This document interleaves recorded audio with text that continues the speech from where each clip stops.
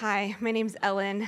I'm an artist, an art therapist in training, and now I guess I'm a storyteller because I was never that before tonight. So this is my first time standing up in front of an audience and telling a story. Thank you. But I knew I had to do this because I believe in stories so deeply in the work that I do with people recovering from addiction. Stories are what can bring people back from the edge, and stories can heal us in expected and unexpected ways. And this is the story of my first slow dance that seems to continue to be really relevant in my life, even though I'm creeping up on 50. So it begins in 1988 in Cleveland, Ohio. I'm 13 years old. Oh, hey, well, you might know some people in this story. I'm 13 years old. I'm in Cleveland from Kansas, where I was born and raised, just for a year for my dad to train at the Cleveland Clinic. So I was kind of in this like effervescent new world, but I knew that it wouldn't last. So I kind of thought I was going to really remake myself. I'm, middle school, 7th grade. And I come to Cleveland and I'm just in culture shock. Everyone talks different, everyone dresses different. I just don't know what to do with myself. And I quickly learned the lingo. I learned the dress code: Guess jeans, frosted lipstick, Sebago loafers, not Bass, and no socks, right? And big curled sprayed hair. That was the kind of tribal gear. So I adopted that. I started to learn the ways of Cleveland. But my peers seemed so sophisticated in romance and partnership. They were like hooking up and dating. Where back home, like, kids were a little slower on the farm, I guess. And I didn't know how to talk to boys. I had no clue. Even though I started to kind of walk the walk, I was like, no, I don't know how to do that. But I did have a crush.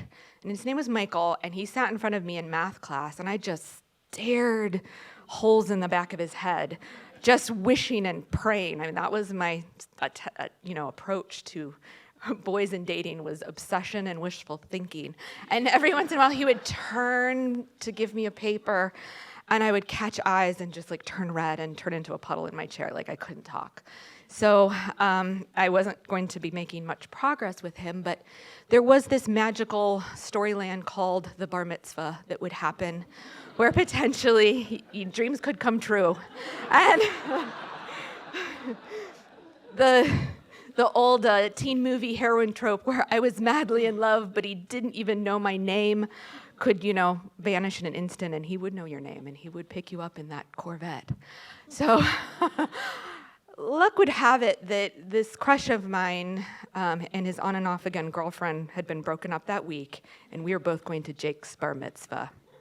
And I tried to not get my hopes up. I was like, this is never gonna happen, Ellen, but part of me really wished it would. And so picture this scene, if you will. I'm sitting at a banquet table in a drop-waist Holly Hobby 80s nightmare dress that my mother sewed me, hair shellacked, frosted lips, just waiting for something to happen because I have no power to, actually project or talk to anybody. And out of the dark swirling lights, the disco lights of the DJ booth, Michael comes out and he's walking towards me. And I'm like, what is happening? And he goes, would you like to dance? I am, as the children say, gagged. I don't know what to do with myself, but I just get up. I feel myself rising up out of the chair and assuming the position. We touch shoulders. We touch hips. And we don't look at each other. No. We look at each other's ears, and we just kind of peripheral vision it as we slow dance. And that music is right on cue because that is the song we started slow dancing to. So, ladies and gentlemen, for those of you who don't know this song, it is Stairway to Heaven by Led Zeppelin. And I had never heard it before, and because I didn't have any older brothers that smoked pot back in Kansas. And so I just thought it was like this really romantic, sensual fairy rock song that my beloved Michael and I were going to dance to, and then at the end there would be a kiss. But for those of you who don't know about Led Zeppelin's Stairway to Heaven, it is an 8-minute long, excruciating ballad of some sort that then at the 6-minute mark breaks into face melting rock jams. And Michael and I are locked in to this romantic rocking, maybe twisting in a circle lightly, but not really moving much more than that. And the guitar riff starts to build, and the drums crescendo. And I don't know how much more I can take because I've been just waiting for that kiss and the song to end and us to get married and have children and the romance to begin. And it's not happening. What's happening is the tension is building, the light show switches to aggressive beams just shooting down at us. And as Robert Plant's voice moans and croons very suggestively, all of the boys who didn't ask girls to dance began leaping in onto the dance floor, throwing devil horns and headbanging around us as we continue to slow dance. So now we are in a mosh pit of pubescent Hesher boys really throwing down at the peak moments of Stairway to Heaven. And I'm dying inside. This is not the romance story I wanted. This is not the fairy tale. The song ends, we just say, oh God, goodbye, thank you. And I sit down. And by the next song, he was tongue kissing Becky to pour some sugar on me. And I realized that I was the John Hughes movie heroine, and tears rolled down my cheeks, and I became a woman. I knew heartbreak and joy and passion. I was awakened. So I would pull that story out at appropriate times when people needed an awkward story, because a lot of my first-time stories are not appropriate for group occasions. But this story kind of goes deep. Fast forward 30 years later, I'm divorced. Thank you, Amy. I love that tie-in. And I'm Facebook friending all my old boyfriends, as one does after divorce. And I'm like, let's go deep. Let's go back to Michael.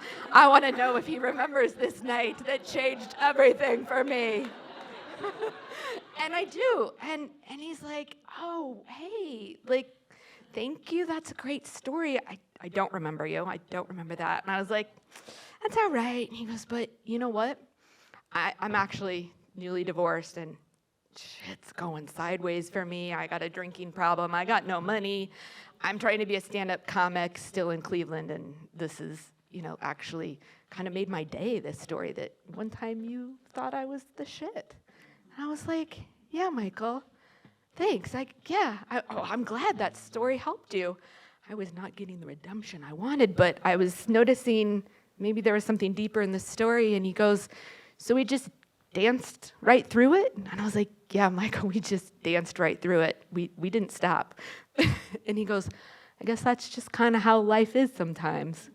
And I was like, oh, yeah, Michael, that's what we got to do. We got to just keep dancing through it no matter what.